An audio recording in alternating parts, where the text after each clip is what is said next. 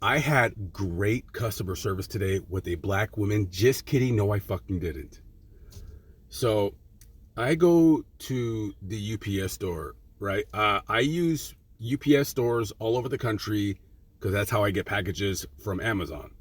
Usually UPS store will charge you $5 per package. Sometimes they'll charge you 10, whatever. So if I want to order a bunch of crap from Amazon, uh, I'll just sit tight in the city and have it sent to a UPS store. So I'm in Texas and I'm having a package sent to a UPS store, but the problem with this UPS store, this certain UPS store, which I will not say where in Texas, but I use them more than other UPS stores in Texas. And the reason why I'm making this video is because I I'm actually on my way back to Las Vegas. Something came up, a family emergency. Not a family emergency. My friend's kid passed, and I felt really terrible. That's another story. So I told her I'd be out there in about a week because I don't drive very fast. I don't drive long distances. So I ordered a couple things from Amazon. So I had to tell them, hey, my packages good to stay here for a month, or should I call you guys to have them forwarded to where I'm at, which is what I'd rather do. But I could never get them on the fucking phone. I could never get them on the phone. So I had to drive 30 miles out of my way just to say, hey, something came up. I have to leave. I can't wait for my packages. Is everything going to be okay?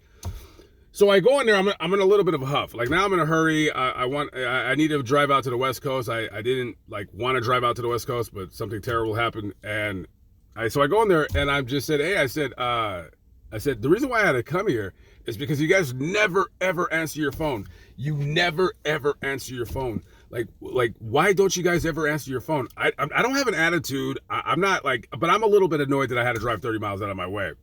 She gets this negroid kind of expression on her face. Like, I could start seeing the steam pelt out of her ears. And she goes, well, you can see that we're busy. And I'm like, girl, you never answered the phone. I have called you guys, of all the years, maybe I've called you guys 5-6 times. You never answered the phone. And I'm like, I understand you guys are busy. Trust me. Every time I come in here, you guys are always busy. But never to answer the phone. And I'm like, I'm not trying to get an attitude with you. I said, but I had to drive 30 miles just to ask you a question. And then this guy standing in line, who's like, are you local to the area? I'm like, shut up, dude, no one's talking to you. I didn't tell him to shut up, but I told him, I said, no one's talking to you. I'm talking to her. She can answer for herself, okay? She doesn't need to be saved, okay? What are you, Captain Save-A-Trick? Okay? She doesn't need your help, buddy. She's a grown woman.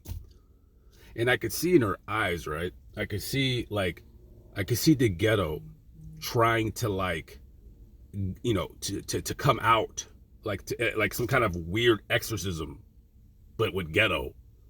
But then the other side of her, the human side, was trying to stave off, trying to quell the insurgents in her body. Or maybe she just thought I was fucking sexy. I don't think she was. I think she was like a fucking dyko or whatever.